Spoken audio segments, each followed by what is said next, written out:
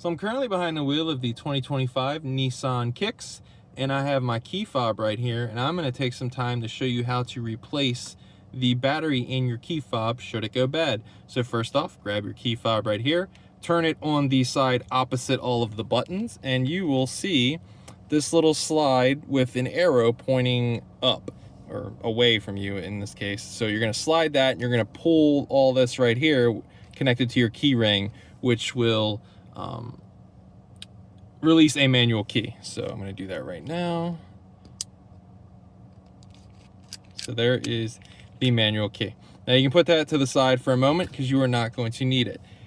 On the top of the key fob, right here and right here, you will see two arrows that are basically a suggestion on how you will pry the key fob apart. So basically right under the silver locations, you can get a little flathead screwdriver, anything, and you're basically going to be pulling the bottom of this away from the top of it. So I currently don't have any of those tools, but I have just a bottom of an old keychain. I'm going to kind of put it in that spot and pull it apart. So that's how easy it is. And then you're just going to kind of gently pull the rest. So it's going to clamshell into two pieces. You got a circuit board over here, and then you have the battery on this side. So in there, you're going to see the CR2032 battery branding right there on the opposite side. You can use that same tool you use to pop this out. I'm not going to touch the battery because that will diminish the life of it, getting oils on it, but just pretend, you know, I popped this battery in here and replace it just the same.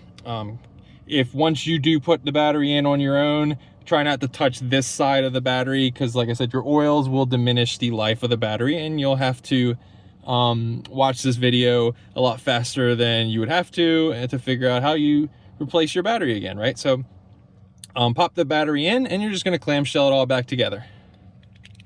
You're going to hear a bunch of clicks. I always joke, be sure to not push that red button on the top.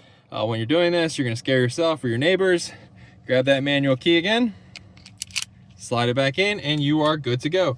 There is no need to code this key to your car or anything like that. If you go to a dealer and they try to say some ridiculous comments like that because they want an hour's worth of labor out of you, you know, you're getting scammed.